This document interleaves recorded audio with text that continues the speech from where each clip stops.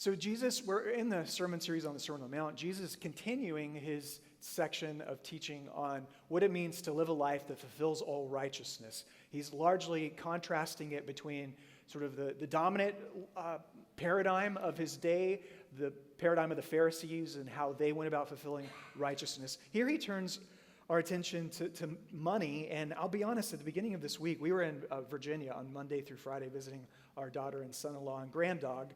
When I looked at the passage on Monday, I thought, not another money sermon, no more finances. I mean, I usually feel that way when it comes to this topic, and I'm not exactly thrilled to speak on this, Lord, but actually, as I studied it more, I found this to be incredibly helpful for my own soul, and I hope that you'll feel the same by the time that we're done. Take a look at this picture. It's a picture of a hearse pulling a U-Haul, and I bet you've never seen that on the road before, now have you? When John D. Rockefeller died, one of the richest men who ever lived, someone asked his accountant, how much did he leave? How much did he leave? And the accountant answered, he left it all. He left it all. Every dollar and cent. He didn't carry a single one of those into heaven. And we hear this phrase quite often, you can't take it with you. I mean, we've all heard that, right? You can't take it with you. But Jesus' teaching here goes one step further. Okay, here's what Jesus adds to that. You can't take it with you, but you can send it on ahead. So, brothers and sisters, let's be the people who, point number one, send it on ahead. This is Randy Alcorn, whom I'm going to draw from pretty heavily in this sermon, Protestant pastor, Portland. I'll tell you more about his story later, but Alcorn, this is his so-called treasure principle. You can't take it with you, but you can send it on ahead. And he gives a great illustration of this. He says, imagine you're a northerner trapped in the South at the very end of the Civil War. So you're at the end of the Civil War. You have a bunch of Confederate money in your possession, but you know for a fact that the North is going to win, the South is going to be defeated, and you're going to be heading home. What is a smart financial move in that situation for you? He says, obviously the smart move is to cash in the Confederate money for U.S. currency, which is the only kind of currency that's going to have any value at the end of the war, and keep just enough Confederate cash on you for short-term needs and considerations.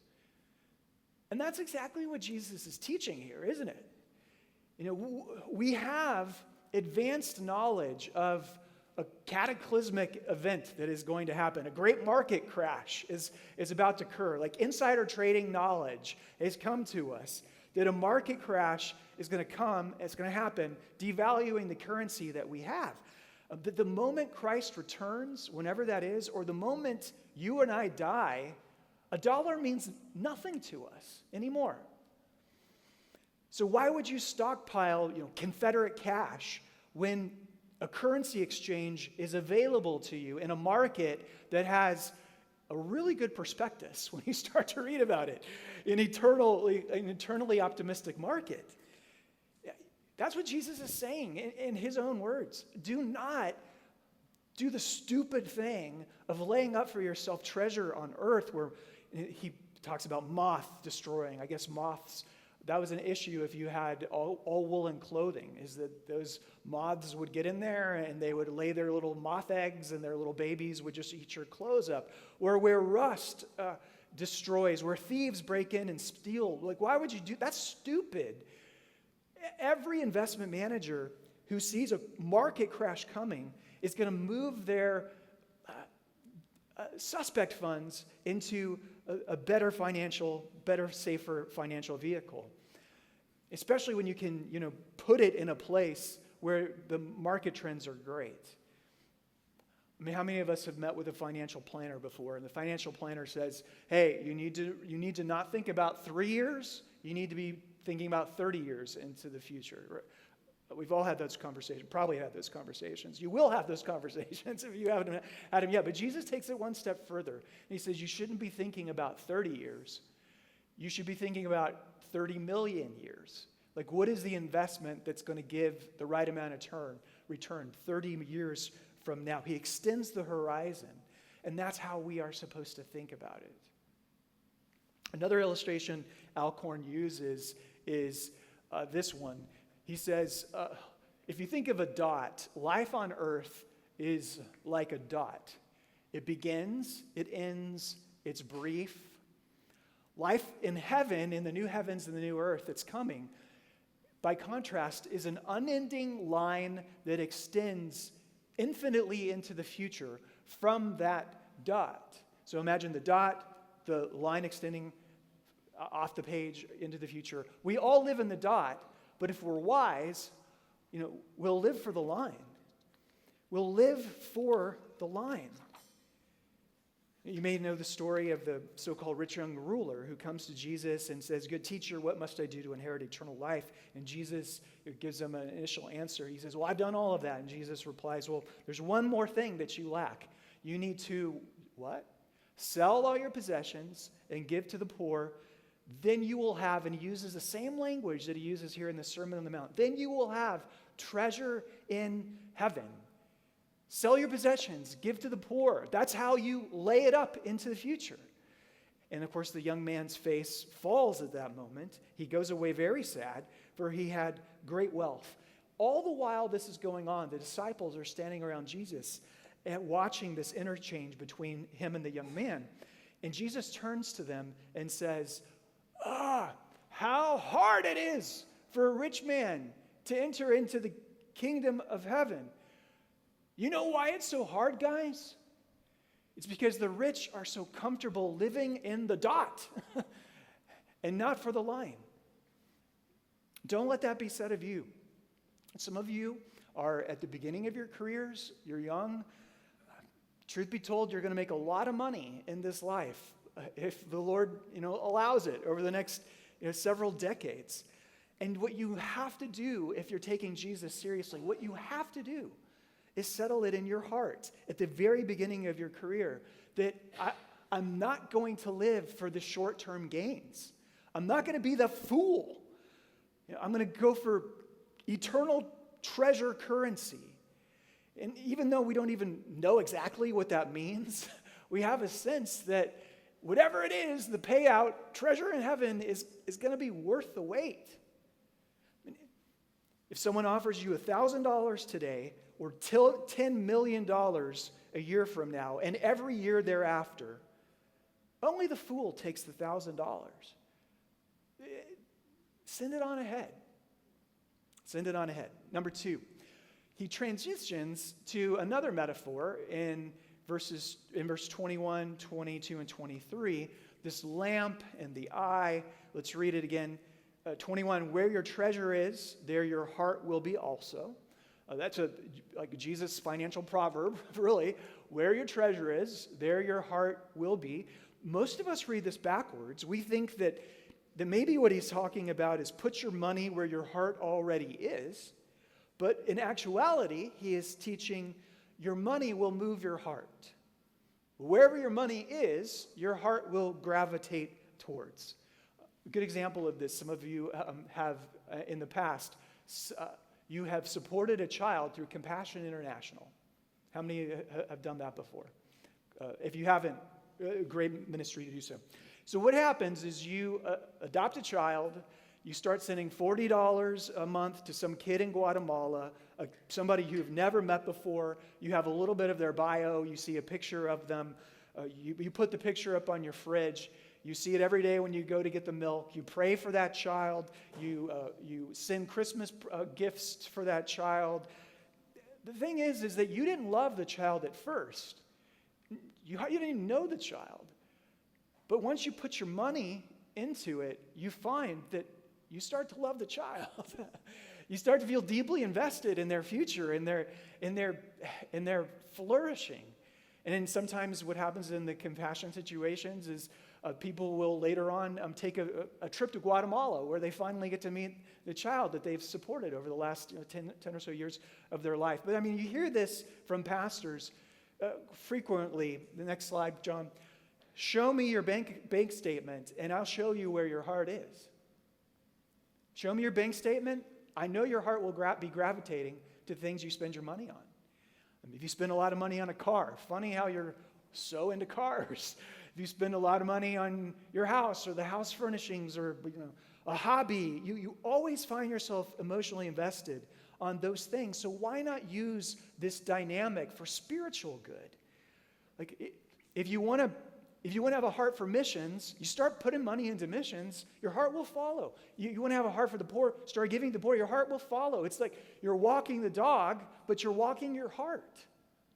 You're walking your heart in the direction that you know it's supposed to go, although it's reluctant to go there. Okay, on to verses 22 and 23. The eye is the lamp of the body, so if your eye is healthy, your whole body is full of light, but if your eye is bad, your whole body is full of darkness. Now, it almost seems as though Jesus has switched topics, because he starts out talking about treasure on earth and heaven, all of that. Then he goes to this almost discourses on lamp and light and darkness, and then he goes back to money and talks about, you can't serve two masters, God and money. Has he taken a rabbit trail and changed topics? And the answer is no. If you were a Hebrew, you would know it, because to have a good eye, that's a Hebrew idiom.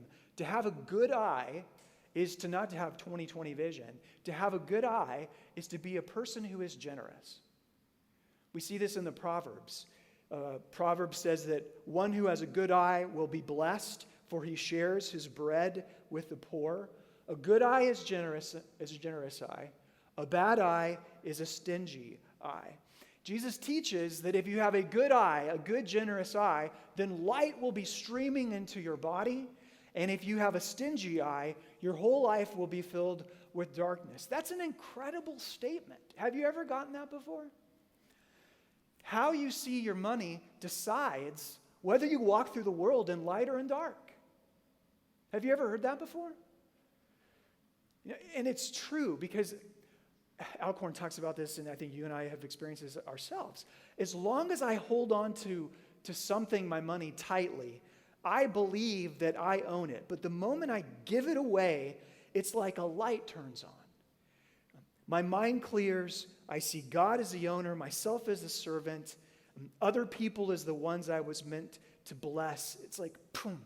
When I give it away, light comes streaming into my soul.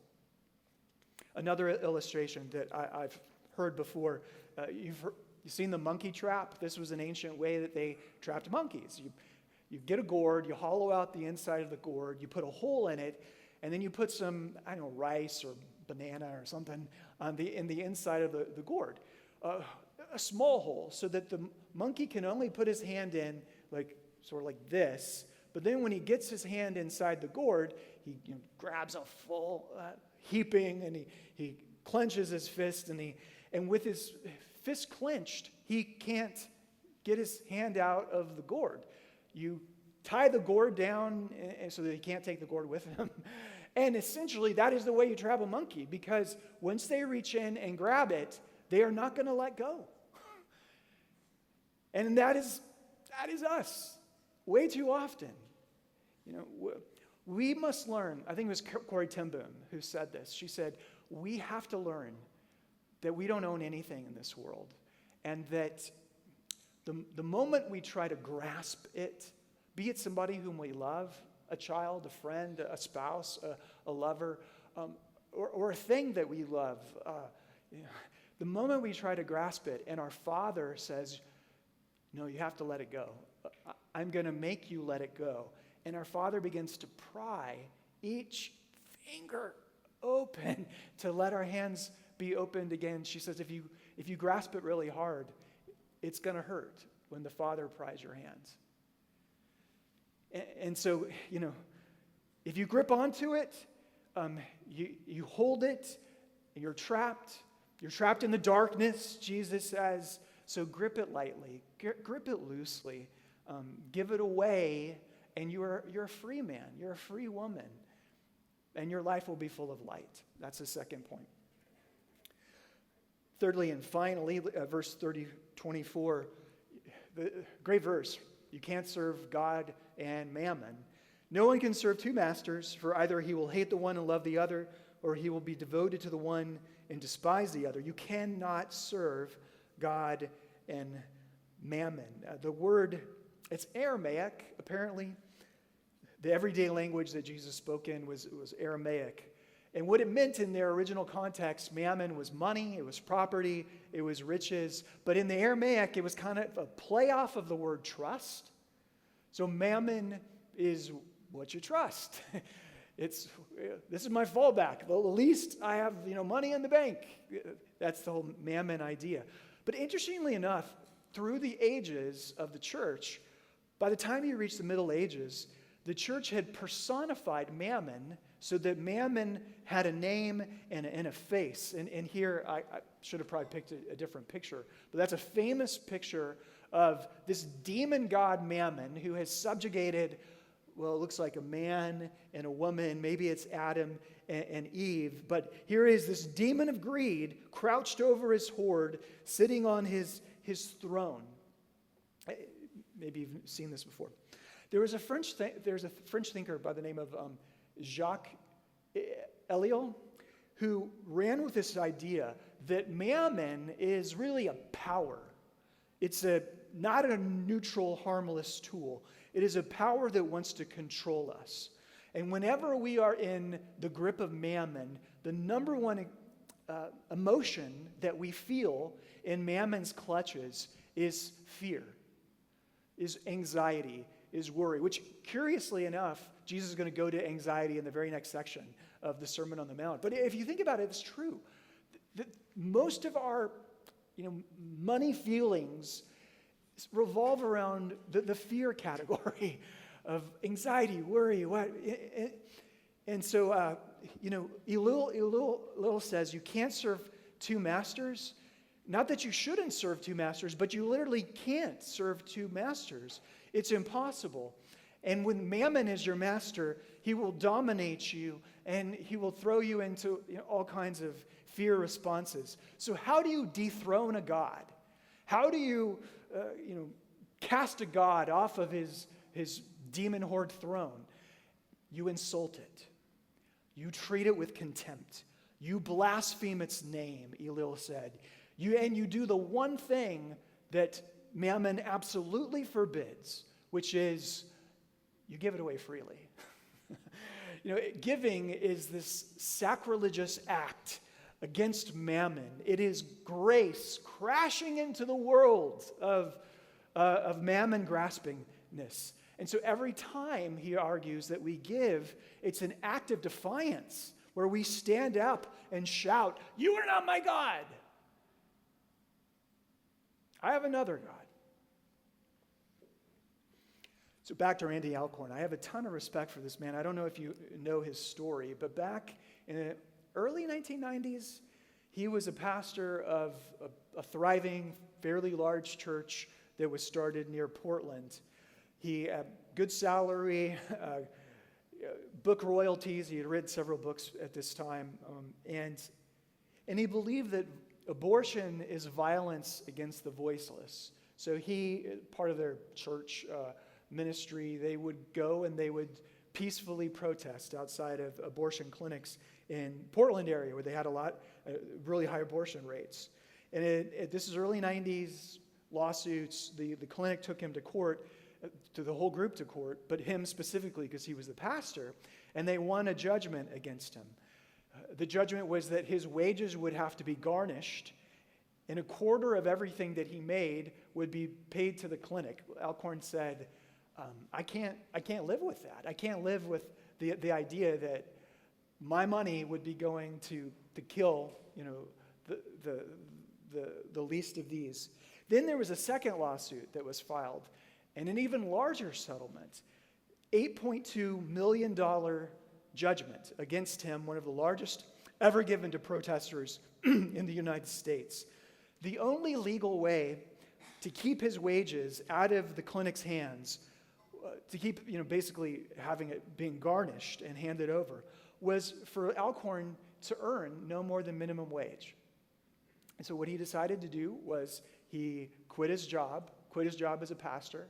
He went to work for a small Christian ministry, and he said, "You can only pay me minimum wage." Years before, he had made a commitment that any money that I make in book royalties, I'm going to use it, 100% of it, to fund missions, to give to the poor, to give to pro-life type of organizations, et cetera, et cetera. And so he, for the rest of his life, he has only earned minimum wage, and he has given, interestingly enough, over $8.2 million in book royalties to the ministries that he has supported, which is more than the entire judgment that was leveled against him. He basically outgave the judgment. And so people ask him, Randy, do you have any idea what you could have done with $8 million? And his answer is the same every time. He says, nothing would have brought us nearly as much joy as in giving it all away. One day he was out on a bike ride with his daughter, and they passed a $1 million mansion. And he thought, honey, do you ever wish that we would have kept any of that money and bought a house like that? And she said, she almost scoffed at him. She said, oh, Dad, it's just a house. It's just a house. Before we finish up on the practical side of the sermon of how do we respond, what do we do Monday through Saturday, Sunday, what I'd like you to do is imagine Jesus Christ was delivering Proverbs to American Christians today. What are the things, one-off short sentences that Jesus would say to us that would sort of capture all that's in this passage and some of the other parts of his teaching about money? What would he, simple one-offs that he would pass along to us as the rich American Christians that we largely are? Number one, he might say something like this: God prospers you not to raise your standard of living, but to raise your standard of giving. That's a very proverby kind of thing. Number two, giving is the best antidote to materialism that exists today. Like, if you really want to break the hold of materialism on your life, then you will increase substantially the amount of giving that you do. Number three, God gives us more money than we need, so we can give generously to those who need it more than we do. Number four, giving is a joyful surrender to a greater person and a greater agenda. It dethrones me or dethrones mammon, and it exalts God. Number five, if you're going to make a lot of money in this life, your only hope is being extravagantly generous with it. Because, isn't that what he said earlier to the rich young ruler? Like, what hope is there for a rich man to enter the kingdom of heaven? And then finally, this is almost a stewardship prayer that I think is appropriate. He might pass along. Since all my money is really yours, Lord, how would you like me to invest your money today? I think, turning to the practical, the number one thing that blocks us from being generous with our possessions, reframing the way that we see money and finance, the number one thing is not actually our greed. It's not actually, we're selfish, money-grubbing people. The number one thing is fear. Fear is what traps us. The fear of, what if I give too much and there's not enough left for me at the end? Who of us haven't thought that before? What if I give too much? What if I get taken advantage of when I give? What if my car breaks down and I lose my job and I get cancer? And the fear of what if is what stands between most American Christians and a generous life. But there's a better way to reframe this, and here's how you do it. If you're a farmer and you have a handful of seed in your hand, there are two things that you can do with that seed. You can plant the seed in the ground, or you can put the seed in the barn. Which one feels safer, planting it or locking it in the barn? Obviously, the barn feels safer. You can see it there. It's secure there. If you guard it, nobody's going to steal your seed there. But seed in the barn is useless, ultimately, because it produces nothing. A handful of seed sealed up in a barn just sits there and rots. The only seed that ever produces a harvest is the seed that you're brave enough to bury in the ground, the seed that you're brave enough to throw away. And so the problem with us is we have our fear pointed in the wrong direction. It's like, don't be afraid of giving too much. Be afraid of sowing too little. That's how Jesus frames it. And Paul expands on this in his letters. He says, hey, just so we know, the one who sows sparingly will reap sparingly, and the one who sows generously will reap a generous harvest. It's how the Bible talks to us. So 4 P's for giving. I didn't come up with these. Somebody else did. Priority giving, percentage giving, progressive giving, prompted giving.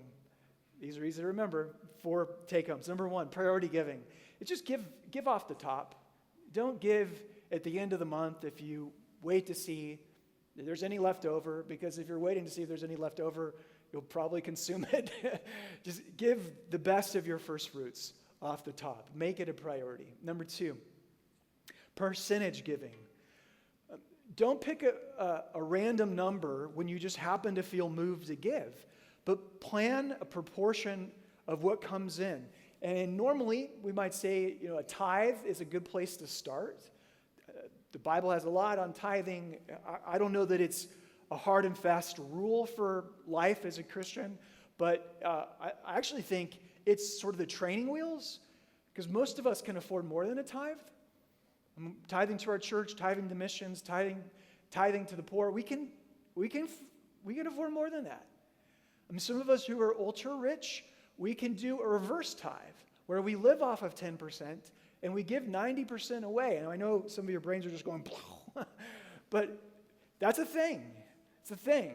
Percentage giving. Number 3, progressive giving. As your standard of income grows, don't just raise your standard of living to correspond with your income growth. Most people, when the raise comes in, they raise their standard of living to match exactly what their raise was, to live a nicer lifestyle.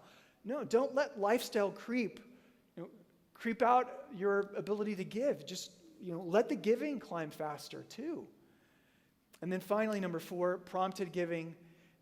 Beyond all the planning that you should do, stay open-handed. Keep yourself open. When there's a need that comes to you on Tuesday with somebody whom if the Spirit nudges you to give in this way or that, keep yourself ready for that. Because at the end of the day, none of us are owners. We're just stewards. We are just conduits through which God's grace and mercy and money flow. Fearful owners hoard, stewards sow. Let me finish here. Everything that Jesus asked in this passage, he does on his own. He does for you.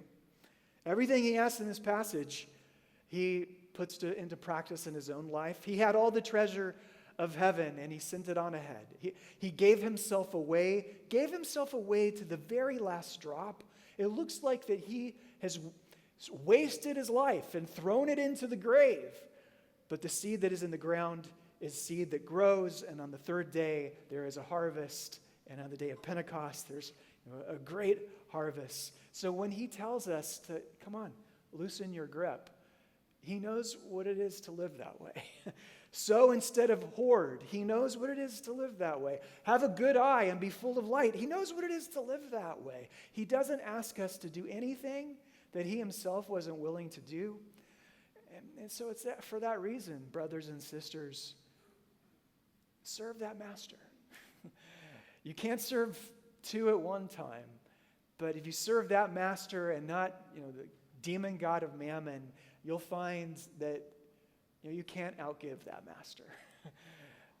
No more fear, joy, fullness, freedom, light. Amen.